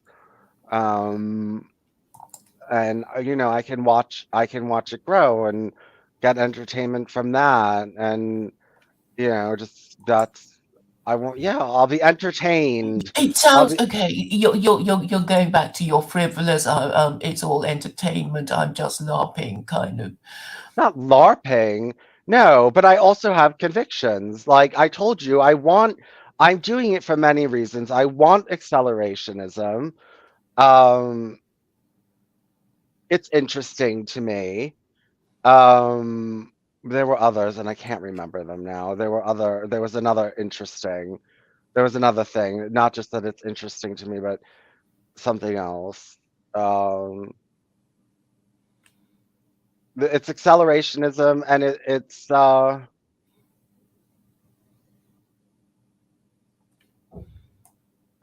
I've fought Islam for years and years and years. I was so anti-Islam. I'm tired of Islam. I don't really want to deal with it anymore, and I don't want that to become the main focus of the I don't want to sit there and read Islam for either reason. I don't even want to be anti-Islam. I don't sit there and post articles all day anti-Islam anymore because it's just I'm sick of it. And You don't need to. I mean, there's other stuff to do if you're going to do. I mean, I don't. Obviously, once you're secular, if you become a secular Quranist, you don't want. You want them to support you. You think, well, the people who should most be supporting me would be these Muslims, but why are they being so funny about it? It is, and anyway, I found out, a lot more about human nature, about why they won't support me. But some do, and those who are capable of independent thought do. And I think you will be able to have fun with Muslims and no, they're not Jews. fun. No, they're not fun, Claire. That like just We don't have to talk to them anyway. We don't have to have their permission. We have to. Well, I mean, okay. Supposing you were secular Quranist, who will go crazy? no one. Well, I think gay people might. I mean, you might have to contend with them. It's like, oh, how could you do such a thing? Don't you know they want to throw us off tall buildings? And then you have probably spend a whole year dealing with them and calming them down. And then you'll get respect from the gay community and interest in the heterosexual people. Because you'll be the first homosexual in America, or the first secular Quranist in America. How come you did it and these social conservatives who are married parents, how come they didn't? How come you beat them to it? Claire, I can either work on my dream or I can work on your dream, and I feel like working on my dream. Well, we can talk about whose dream is better in the meantime, I guess. Yes, yeah. I mean, that's what I want. Mm-hmm. And I've given the reasons why, and yeah, I'd rather read books on the Noahide laws than books on the Quran. You know what I mean? It's just, like I'm fascinated by it. It's a fascination, it's an obsession, it's a fixation, that Islam doesn't fill in me. Well, you won't even read the book, so I think you're being a little Well, bit, no, but bigoted. I keep telling you what I don't. I read the laws, I get the laws, and the rest is all fairy tales. I don't need to read fairy tales. I wouldn't even want to read that. I mean, that's why I couldn't get through the Quran because it's all just garbage, except Which and translation were you reading? I Could you forget, but the laws get do you lost in actually it. have a hard copy of the Quran in I your used to. I used to. You don't even have a copy now. I know, but I know Well, the why laws of. haven't you got one? Well, I don't have a copy of the Bible either.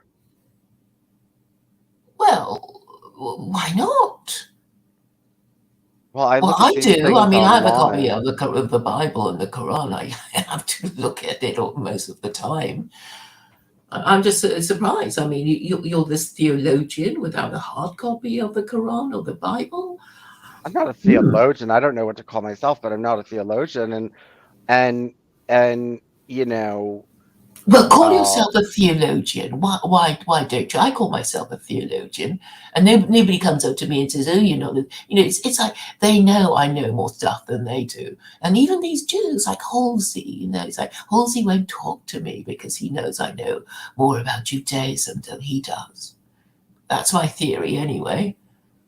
Halsey just talks big, and No, I think people instinctively sense that you know something about their religion just by the way you talk.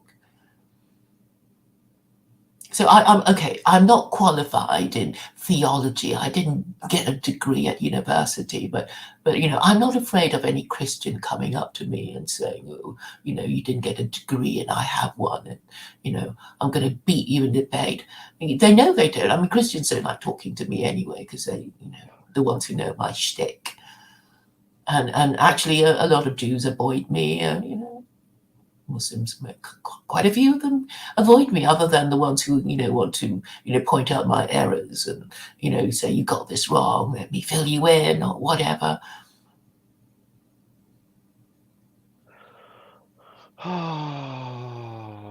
Well, Don't you listen to my streams, Vincent?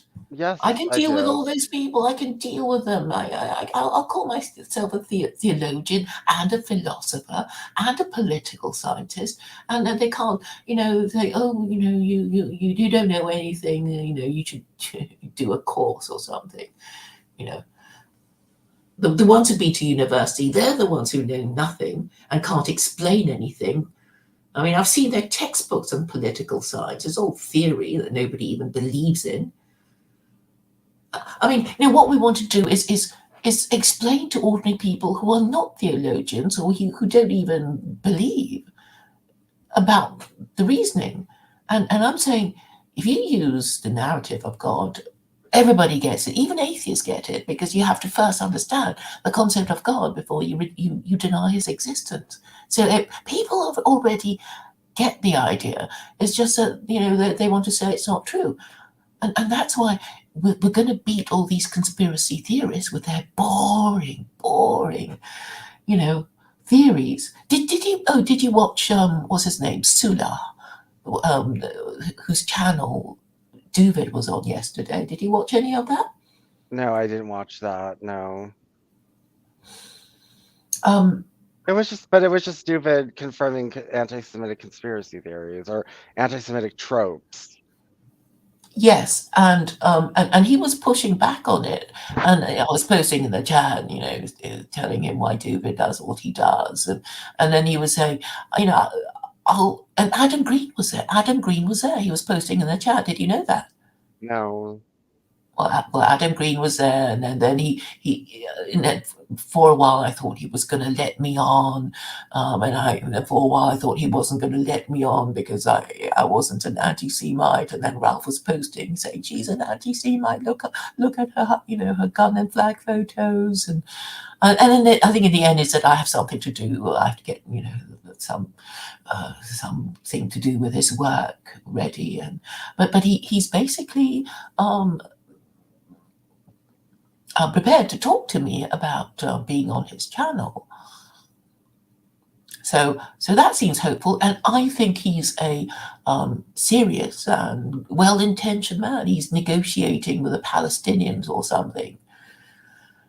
I mean, he's actually a real person, and he shows his face, and his name. Who is And this? Who is he this? runs a business. This guy called Sula, whose name is, I don't know.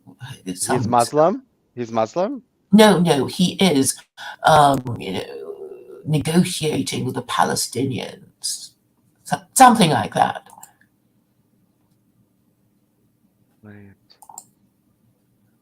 So, and so he was saying, I don't have time for conspiracy theorists, but I'll speak to an anti-Semite because that's my thing. It's my reconciliation and what He's an so he actually anti-Semite? Sula's an anti-Semite? No, Sula is this Israeli Jew. I think he was living in California, but he's now moved to Israel, and he wants to, be peacemaker basically with anti-Semites and Palestinians. So that's his goal, I believe, and he seems, serious, well-intentioned, and prepared to talk to people and anti-Semites.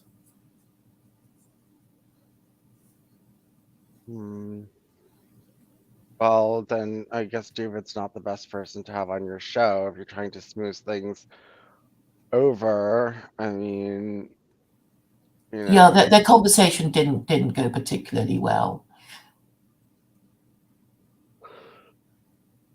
Well, yeah, I mean, yes, he probably was angry with Duvan for confirming canards about Jews and stuff like that. And even if all that shit is true, okay, the canards about Jews, I don't. I don't care that they're liberal, and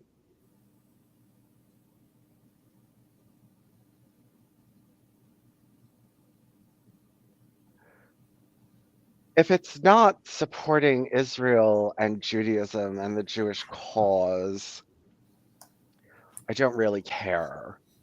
I mean, I don't care if there's some liberal Jewish banker. I'm scared of Zionist bankers. You know what I Why? mean? Well, because they're Zionists and Zionism is Noahide law, and you know what I mean? Like, I just, it comes down to the Jews have the potential to become, well, they are the most powerful people on earth, but they have the potential to become more powerful. And I don't necessarily think that they have a right attitude towards the Gentiles. I think they have a very negative opinion of the Gentiles. And it's not just people that, well, I know better than to say we would be ruled over by them. You know what I mean? Because I know that's not exactly how the Noahide laws work. But I guess if I did believe they were ruling over me, I would be worried about Zionist bankers. Well, the way to curtail Jewish power is to have your own religion that works. And this is what I propose. Secular Quranism will protect Gentiles against, well, if you want to think of Jews as cunning and exploitative, I mean, that would help. And you can, cut out their power by banning usury so they can't, well, lend to you anymore and charge you usurious terms of interest. I mean, there is a purpose to religion, I mean, it's meant to protect the people who believe in it. And I mean, obviously, the Jews either have God's protection or there's enough about the religion that enough of them follow that gives them their identity. But actually, when you think about it, individual Jews are vulnerable, they're just, human and mortal like the rest of us, but they just have this fantastic reputation that, even the people who hate them believe in and drive themselves crazy with envy. It's like, oh, they're God's chosen people. Why did God choose them? They're not any better than us. And then, thinking, well, perhaps they are. Because they're always complaining about them. If you complain about being the victim of, Jewish conspiracies, you are lowering your status. You're saying, yeah, I'm stupid. I'm weak. That's why, I'm always being exploited by Jews. And this is an inescapable conundrum for those who hate them. On the one hand, they they can't be up and down at the same time. If you're saying that, a small number of Jews can just come into your country and destroy your religion, whether it be liberalism or Christianity, then, well, it wasn't much of a religion in the first place, was it? But the thing is, they like to blame Jews for the failure of Christianity and liberalism. Because, Christianity and liberalism is part of Western identity, and, they don't want to blame the failure of Christianity and liberalism if there's Jews around to blame. So, these people also have to make up their minds. Yeah, see, And I the don't point is care. that, I don't care that the Jews played an important role in destroying Christianity. And my only thing with liberalism is I'm socially liberal, but I'm not Marxist and I'm not leftist. And but I am a liberal, and I do hold some leftist ideas. And that's not particularly what makes me so angry with them.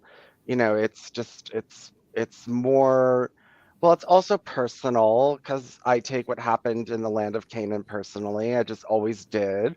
I felt like the Canaanites were really mistreated, and I felt like I really disliked the Jewish character in the Bible. And so, I disliked the central text of the religion. And then I just, Israel, Zionism, and I just generally have bad interactions with them. With Jews? Not all the time, but oftentimes. Well, won't you enjoy telling them that, you know, the Torah is too hard for them and they should give it up, or they'll be in trouble in their afterlives and maybe they should move on over to Islam? And if that's, if they don't believe in God, then secular Quranism will protect them better than what is happening now. I mean, if you want your revenge on them, I mean, that's an argument you could be using to the, against them, because actually they're so weak. I mean, you might, it's equivalent of asking Christians about the Trinity and whether it's idolatry and blasphemy. It's like, well, what's this Ernest Ducker thing? They have no answer. I know a few rabbis, they literally have no answer. And they know they're in trouble. It's just that they've been denying it to themselves for centuries. And even if they could dig up some, rabbi who says, oh, it's okay, we Jews can stay in Christendom, it's like, well, it's just some rabbi, some dead rabbi who didn't want to, move again, from Europe, saying this. Claire, I think religion, Christianity, Islam, and Judaism have shown us that people really don't care about things being logical, rational, and congruent. It's a lot more like emotional and dogmatic. So, like, I really don't see if they're believing in this kind of stuff in the first place, they're not very rational. And so then they're not going to coming to them with ration and logic is not going to sway them because that's not their central focus in life. So their central focus in life is what? Being right. It's more emotional and dogmatic, just like, That's why they're so stupid, right? It's like, I don't care. I just want to be right. And if you tell me I'm not right, well, you can't make me do the thing you want me to do. You and whose army are gonna come and make me do that? Well, I think that's actually a social problem. If somebody's won the argument using undisputed fact and sound arguments, you should just concede and do the right thing rather than saying, I don't like it, you can't make me.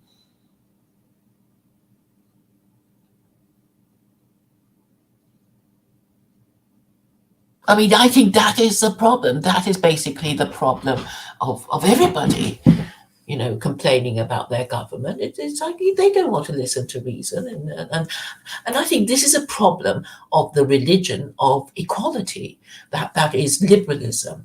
Because we can't all be equal. Obviously, somebody has to lead. Obviously, some people know more stuff than other people. And the people who know less stuff, they should just shut up and follow orders.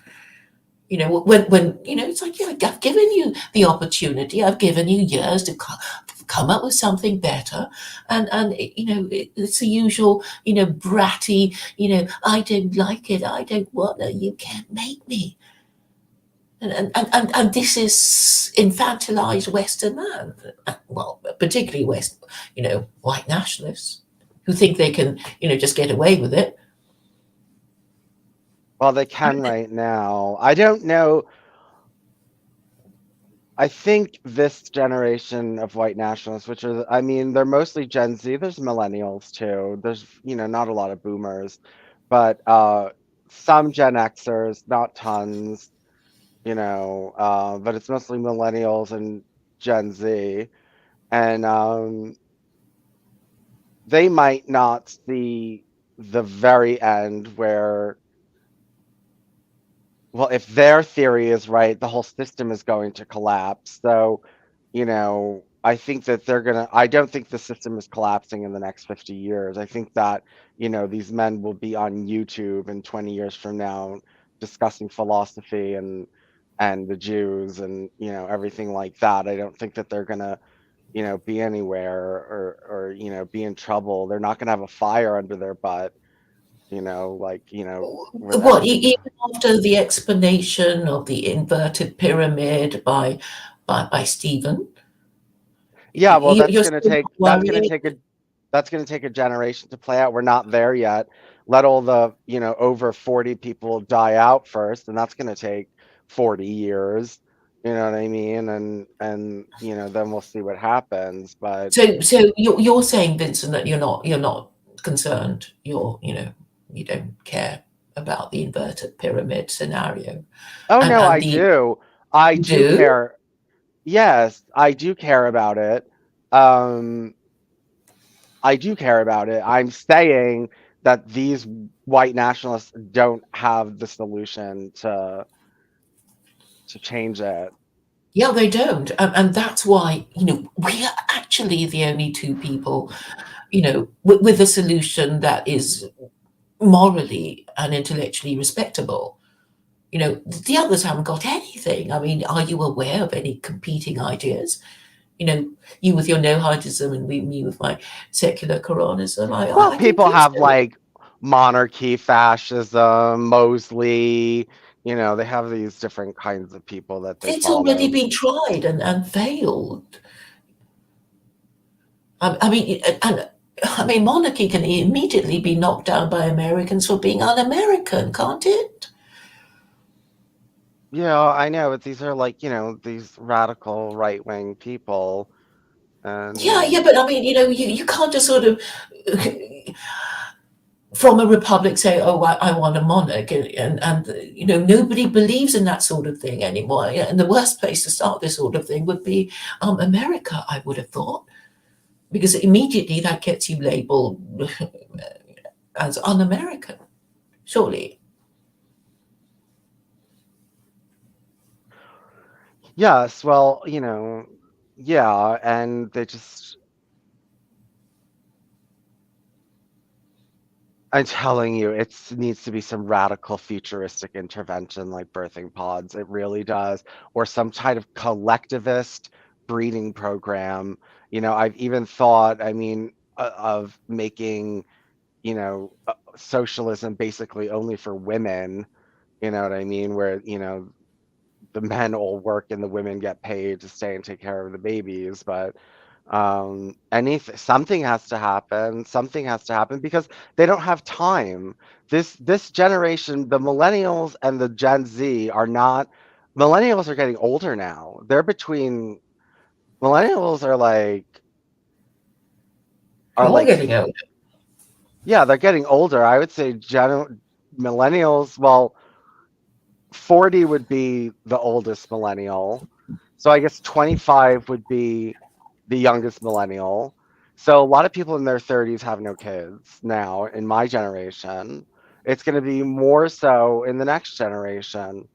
And so I don't think there's time, you know, I think it's kind of irreversible. So you better think about what you're going to do with a small population of white people and at the same time how to quickly increase your numbers. And Polygamy, China, up to four yes, wives only, though.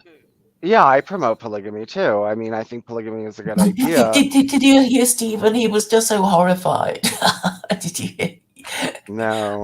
The one we just listened to, it's like a polygamy. Oh my God, I don't want to do that. I don't even want a wife, let alone, more than one. Oh, I find myself alone because Vincent has dropped out. All right, I'll just wait for him to come back in. What could I be saying to the three people watching? Oh dear. Well, I'm saying there's no time to be lost. And if you know you're going to the edge of the cliff, well, it's still not too late to turn back if you want to, not go over the edge of the cliff. So I'm saying it's not too late. But obviously you'll have to admit that you went wrong, and it would be a bit difficult, to come to terms with the fact that Christo-liberalism, which you thought was your religion, is, hit the buffers. But even my saying this at the moment is not that much of a surprise. I mean, obviously, you already thought Christo-liberalism has failed, which is why you complain about your government. Every time you complain about your government, you are saying, in effect, that Christo-liberalism is kaput, and therefore it means you need a new moral and legal political system, and I have the very thing for you.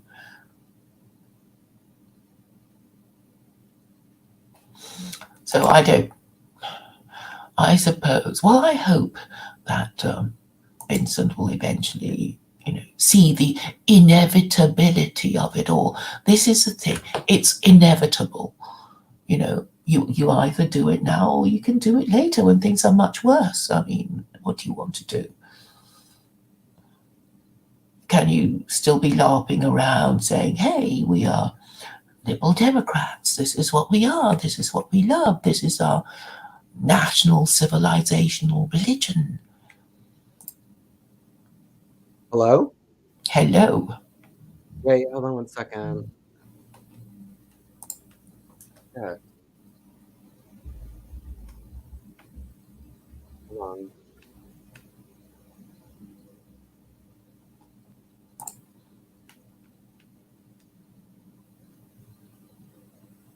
Hold on, I can't hear you. I'm not talking. I just, you said hold on, so I thought I'd hold on by remaining silent, having finished my little speech. What happened?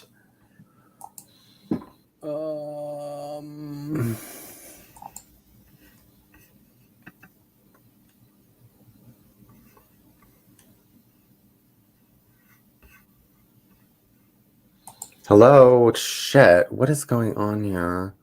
I'm here. Output.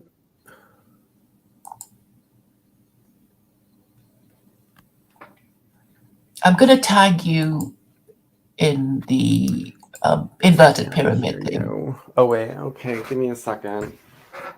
Give me a second. Okay.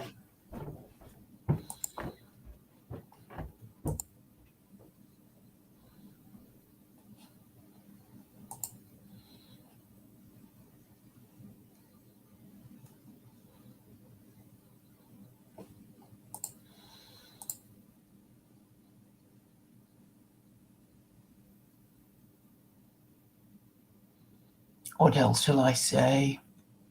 Kind of hard to think of the next thing to say.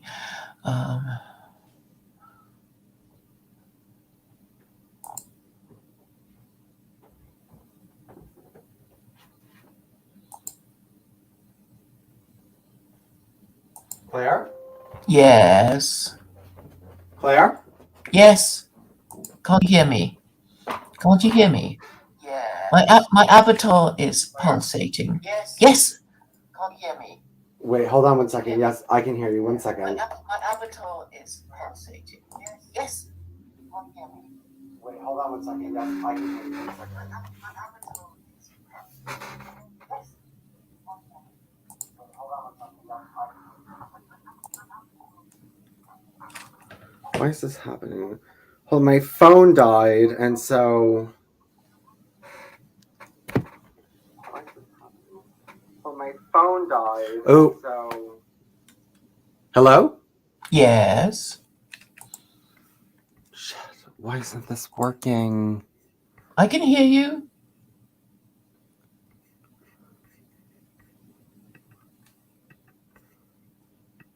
Hello?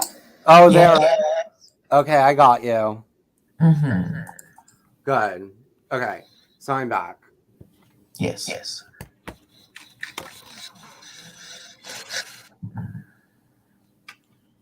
Oh, God. Well.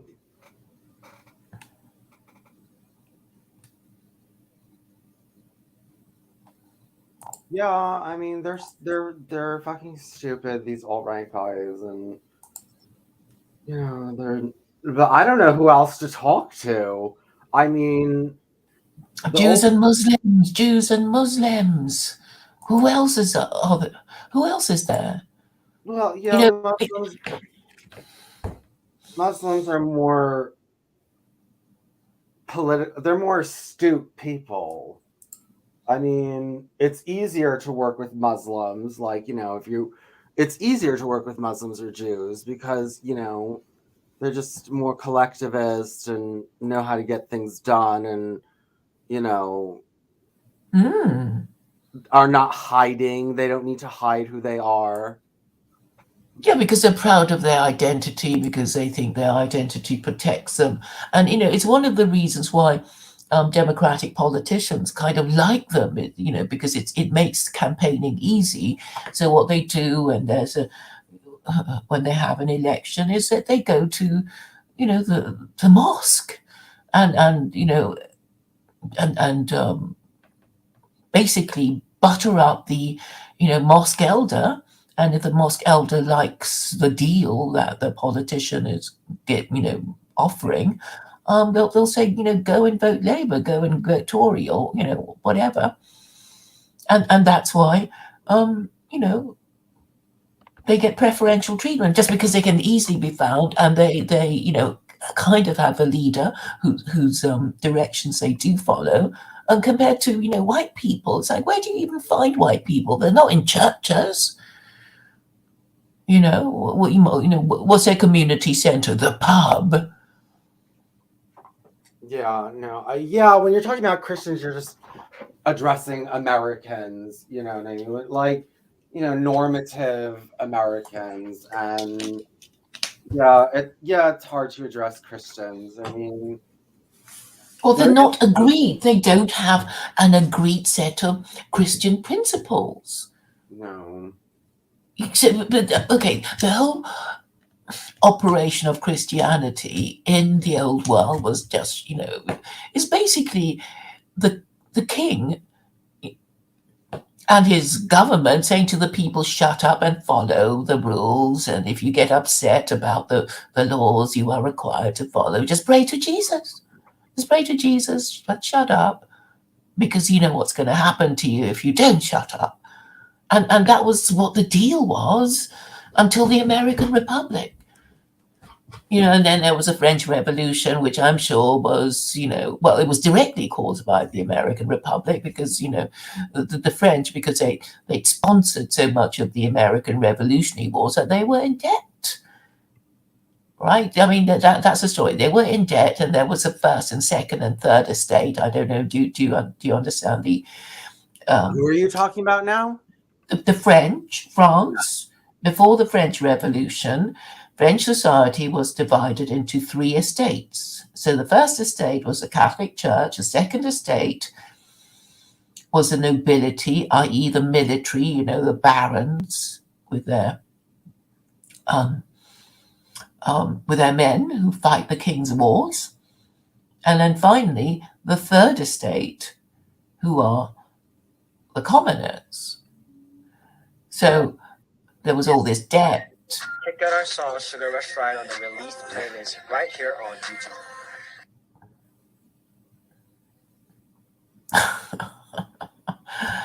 I don't know what Vincent was doing. I'll wait for him to come back.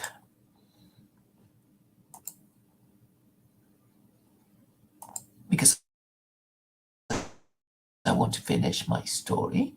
Oh, I can finish my story now. And the story is that the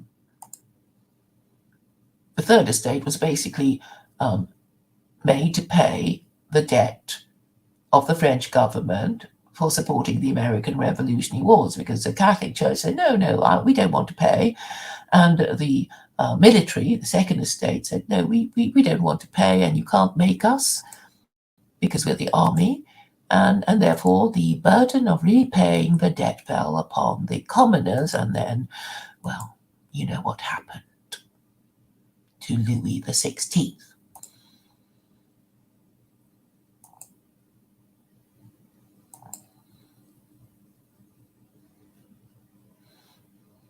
I wonder if I should stay all alone by myself with 3 people watching. I suppose it'd be only polite to wait until The host returns before saying goodbye.